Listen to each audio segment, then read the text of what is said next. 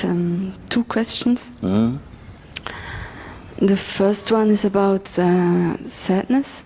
About? Sadness. Is it the more important one of the two questions? Of the two questions, give me the best one first. Because if you give the less important one first, then your mind will be on the second question waiting. Okay, the other one.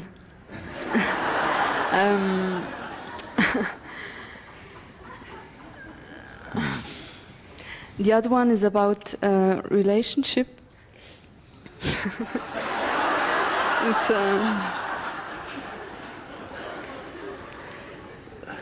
I think this is the important.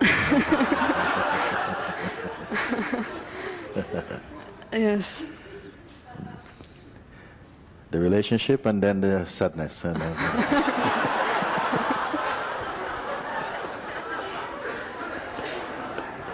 I'm only joking. It's about when I in relationship, when I feel near, when I feel very intimate to a person, and there comes a separation, or the person pushes me away. I totally freak out. Yes, yes. And it's a feeling that it's like a autonomous reaction. It comes by itself. It's all right. Automatic reaction. Automatically, yes. Why they push you away?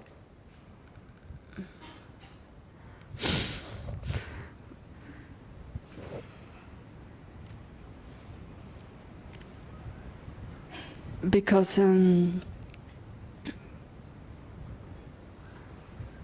I want to catch. Yes.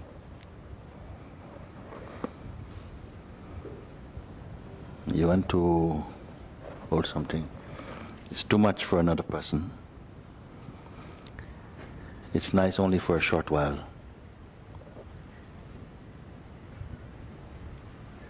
It's nice only for a short while. If somebody who feel insecure, maybe they may like this. You need me, but after a while it's too much. You must not try to catch anybody. You're not a spider. It's a reaction that comes inside because something feels maybe you are not worthy enough by yourself without any technique. You see? And so it feels that then already it's not such good ground. You must be aware of this.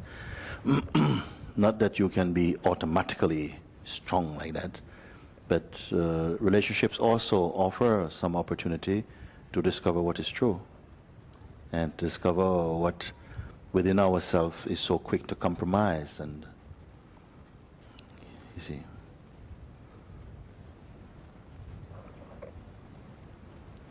Yes, I can see, no? But it's still there.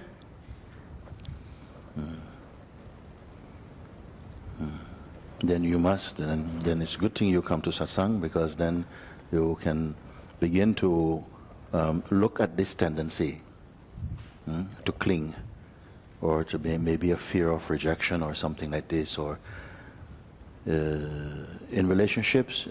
Doesn't work on trying. Like you try so hard to make it doesn't work like that. They don't work. There has to be a freedom. There has to be an inner strength, a clarity, a wisdom. All of these things. You see, it doesn't work on, how much you give. I give so much. It's not the payment.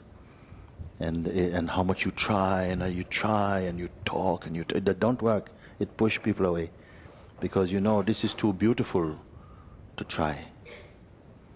Something must come and it must be there as a freedom. And if you are aware of this, and somehow intuitively you know when to allow space, and all this will come. But I believe you must also make use of this insight. You've come now, you see there is something that feels, I need to hold this thing. See? And it's the same thing with freedom also.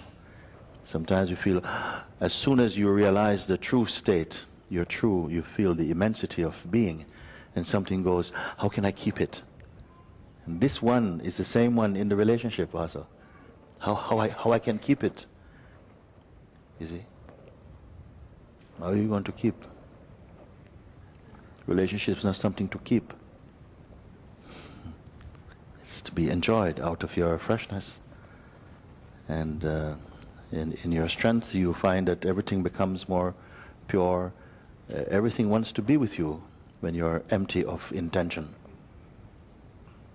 You know, too much intention creates tension. You see, when you are empty from this need, from any kind of need also, and this is not an arrogance, it means just in your natural state of being. You don't need to be approved of, you know. You don't even feel you need to be loved even.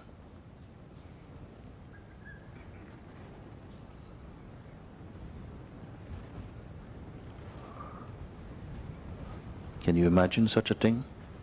Of being in a place where you don't even need, you don't need it to be loved even. It's a very quiet place. In this place, your love becomes very open, very broad, very beautiful, very strong. But for now, I'm not asking you to jump over this thing. I say, look at what it is that feels anything good, I must grab it. Just to look at that, and you know, who is doing this? You see, who needs this thing? And be very, very quiet with this kind of question. Just be very quiet. In fact, I'm going to ask you to do this exercise. Maybe tell me again tomorrow what happened. Just look and feel this. Recreate that scenario in your mind and see what comes up and feels. If you're going to be abandoned or left or something is behaving like this, and take a look. You know, what are you afraid of? Push it to the extreme.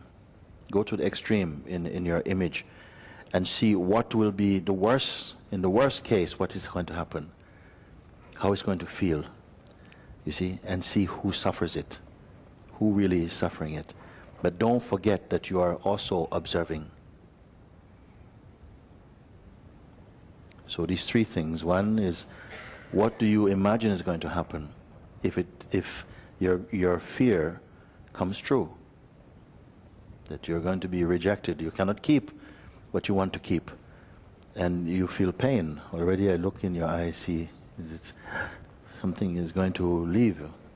Then you go and see what happens. So you are left now, abandoned. They don't want you. And then feel what comes up, but also be very present in the place where you are looking.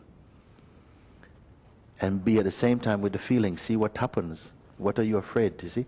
Like this. This is very intelligent work. Looking at it. And then somehow you feel maybe the whole feeling of the worst feelings that you imagine is going to happen. And then see actually who really is suffering it. If you can identify the one who is suffering it. Don't fall inside the story though, just look. Be very present that you are looking at this. But at the same time give it the best shot at really trying to see and look. You can do this with any feeling, any kind of thought, you can do it.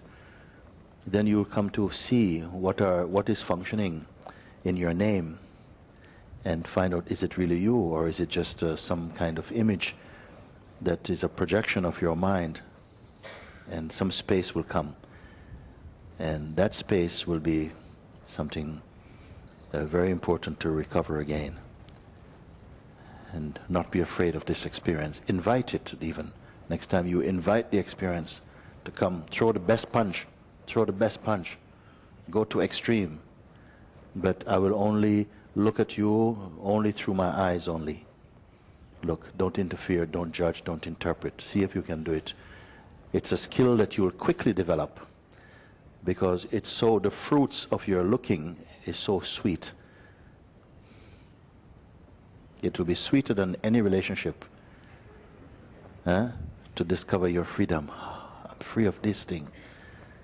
It wasn't that I need this thing, but what more important, that I see that I'm free of the need to be this. And amazingly, when that space is cleaned inside you, it's what a beautiful attraction also. People want to come, because even if you have some agenda in your mind, you see, that already you have an eye on someone, and then you start to get all your best firepower together to impress. But still, they will smell it. If they are a bit intuitive, they'll smell, this one is dangerous, no? She's going to hit me on the head and pull me inside, and I'm finished. But honestly, this is a good thing to do. Any sort of thing that you feel is keeping your mind or your attention trapped into a kind of scenario, you're afraid of it, then you start to protect. We protect our fears and our attachments like this, the sense of vulnerability. And it's not a good way to go through life at all, as you know. I don't have to even tell you like that. Because it takes so much energy, you see. So this is a way to go through these things. So if you like, if you really understood what I'm asking, then look at it. I don't know if you're able to do it outside of the actuality of the situation, but some people can do it. They can really represent and create their worst case scenario of suffering or something, and they can really be present and watch what happens inside. If you are able to do this, it will be a very good exercise for you. And please come give me some feedback, what you have found. Okay, yes. I think I can. Yes. Yeah.